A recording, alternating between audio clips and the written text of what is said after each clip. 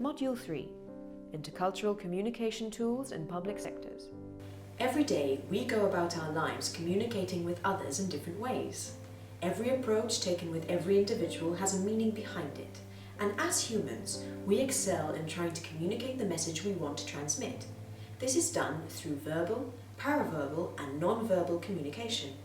In this module, the aim is to equip the public service provider with key communication skills when working with third country national clients.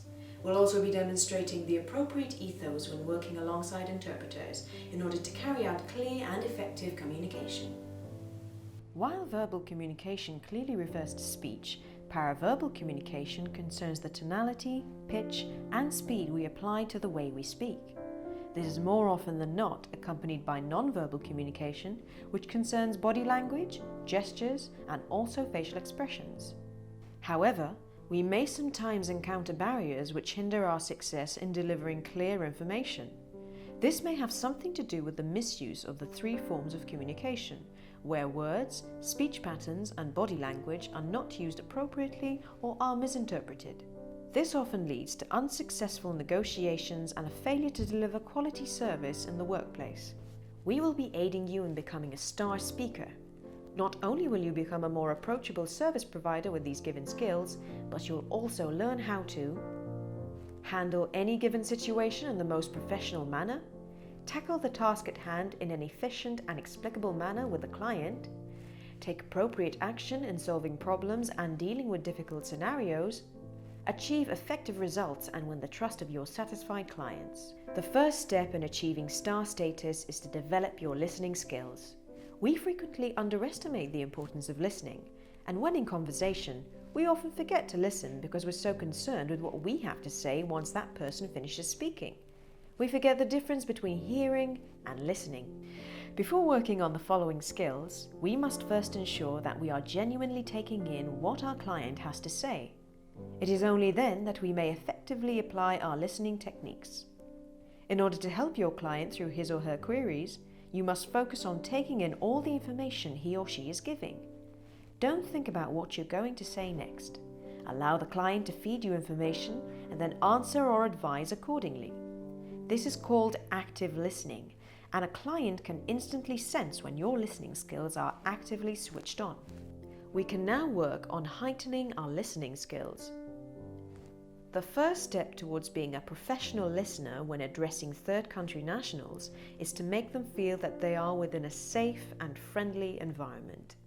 People can instantly sense others' sentiments, and the client wants to feel that he or she will be communicating with someone who's committed to cooperate.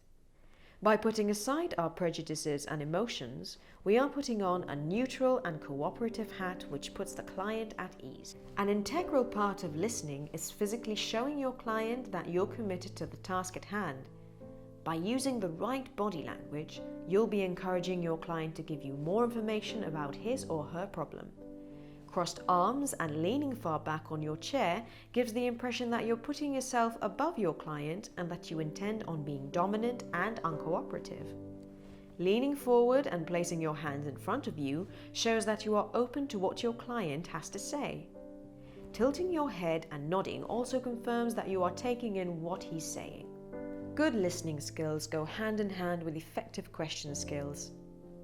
Asking the right questions helps you get the right information and reassures the client that you know what you're talking about. Open questions such as, "Could you tell me more about the school your children are attending?" keep the conversation flowing with the right balance of verbal communication. The client mustn't feel that your discussion is an interrogation. "What are you doing here? Who are you with? Don't you know that we can't help you with this?" You must always remember that a softer tone in your voice and allowing the client the right to be uninformed will help you get things done in a more helpful manner. Are you in Malta with any family members? Are you here for employment purposes? I'm afraid we are not the right department to inform you about this. However, I can write down the contact details of the responsible office. I'll just check with my colleague. Remember that while you may have to ask direct questions such as the ones we've just demonstrated, the paraverbal and non-verbal factors of your speech are equally important in retrieving information from your client. A smile with eye contact when asking such probing questions will remind the client that you mean well. Slightly rewording your question will make you sound more approachable and sensitive as an individual. Service providers must also be ready for the likely possibility of encountering third country nationals who cannot speak English and are limited to just yes or no. In such cases, your paraverbal and non-verbal communication skills must be on high alert. Situations with extreme language barriers can be very uncomfortable, especially for the client who has serious problems to solve.